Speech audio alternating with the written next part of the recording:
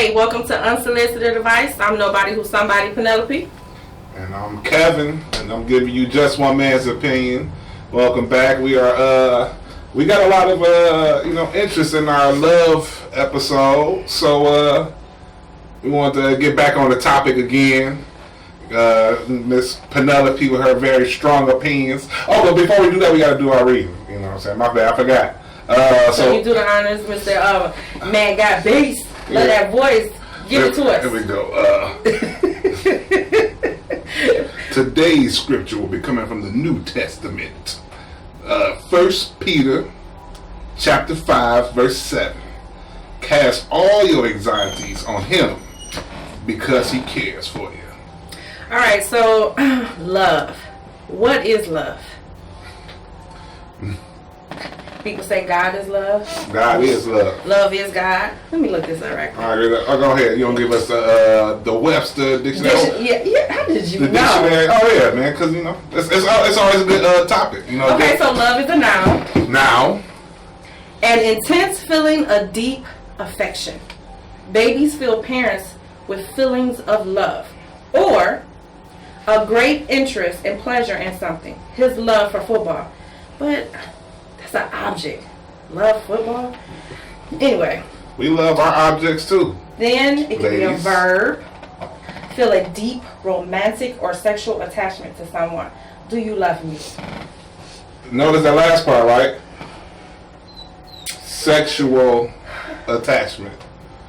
We got into it on the first episode about. So then that means you saying people sliding people DMs that they love the person. No, they don't. I may love your body. That counts. That counts. If I love your body, I can be in love. I can love your lips. I can love your eyes. Boom. So what is love to you? To me, love is about connection, and that's why I feel like it could be between friendships. Love for your family is how you connect with them, and it's a unique connection. I feel. So my relationship with somebody. That's how I feel like there's somebody in your life who you feel like is a dirty dog, but somebody else has a connection with them where they love them. And that's where love is unique, is that it's based upon my direct relationship to you. Whether, like I said, whether it's, intimate or family, friend, or your neighbor, loving your neighbor, which your Bible says. You don't really know and kick it with your neighbor all the time, but just what is your connection like with them? Do you love them enough where you give them respect? You know what I'm saying? Which I feel does not get given often enough between people. But that's me. Love is just how your connection is with a person. So how do we get the love back through the whole world? Because we see so much stuff. We got a buffoon that's in office. Well, we taking shots. Boom, boom. That's bringing out the foolishness in a lot of people. Not to mention this young man who, recently was killed just jogging. Yeah. It's so not just romantic love, but how do we get the love? Whether you don't agree with different demographics of people, you still can show compassion. Because right. At the end of the day, we are human beings. So I might not know your culture, I might not know your language, I might not know your trials and tribulations that go all the way back to your ancestors or whatever. But at the end of the day, me personally, because I'm a mother, because I'm a woman, I'm going to show that compassion because I will want somebody to treat me a certain way. I will want my kids to be treated a certain way. So if you can find something that you have in common right. with your differences, then I think all this hatred and all this stuff will stop. Not to mention the brokenness between how men sometimes treat women and vice versa. Because, you ladies, we gotta talk about how sometimes, you're looking at guys, they wallet. Like, can you pay my rent? Can you pay my car note? Can you pay this? Can you pay that? And my thing is, You shouldn't ask nobody to do anything that you can't do for yourself. So it's not cool that men get put in that position that, you know, I gotta do this, I gotta do that, or whatever to get you to love me or to pay attention. Because I had some people come to me talking about, yeah, you need you a a sugar daddy, and no, because first of all, a man doesn't deserve to just be wanted because he can pay my rent. Like, first of all, you know, I gotta be able to stomach you touching me. So I can never do. You look so irritated about him touching you. You look so irritated. Why are you so intense? I guess I was picturing some of the guys who, like, you know, like the way you approach some me, potential sugar daddies, to get my attention. It's like, yeah, baby, you know, I can do this for you, I can do that, whatever. But I don't want you touching me. I mean, but you can find if you find an older man attractive. No, how about I want to be with you because I'm attracted to you, because I like you, because I want you, and it's a bonus that you want to take me around the world or pay my bills or something like that. But for me to just tolerate you and want to throw up in my mouth every time you touch me? I mean, you ain't got to find the worst looking sugar daddy. I mean, some decent sugar daddies out there. No, how about you just somebody that I like? Not that. Like, that just breaks my heart. That there's people out there that's being used like that. I mean, yeah. Love is hard enough, but to put that on the table, that a person has to stomach you every single day because my bill's getting paid, I'm gonna get that purse next week, you know, I'm getting my hair done. No, man, I would look like a ragamuffin, a snag tooth, whatever, before I sit up there and just. I don't know, but some girls get taught, hey, use it for what you need to. As long as you got that, you never been broke. Believe me, I know some people who, it's all about the way upbringing. Your upbringing, and then what you want. At the end of the day, you got a choice. Anybody who makes that decision then to say, all right then, yeah, he's a sugar daddy, he's gonna pay these bills. If I just, massage him a little bit, if I let him play with these nipples a little bit, then he'll pay my DTE. See that you brought the word massage. Like, that's my business. I'm a holistic health practitioner, massage therapist. Do you know how many times somebody asked me to get them a happy ending or massage their balls? I mean, the life I could be living if I was willing to be whole. No. I mean, but that's you, and good. I applaud you in your morals, but once you have a happy ending in a massage, then it's like, this is the best. This is always like the best way to get a massage. I mean, I'm sure you have a great massage. I'm sure it's excellent. I've had one of your massages. They are excellent massages. You should support her business. She's excellent. But it's almost like. But that's something that is meant for your significant other or whatever. And that's the reason why I have a lot of male clients that, and they know, I'm professional, but they still don't tell their girlfriends. They still don't tell their significant others, and if some of them do, like try to call me, first of all, you're not about to be on my phone and talk to me this way. But I'm a massage therapist, and you could book an appointment, and you could come and see what I'm about. So I don't understand. Nothing is happening, but you're still being dishonest with your significant other, and that's crazy. That's them. I don't know. I mean, I can't.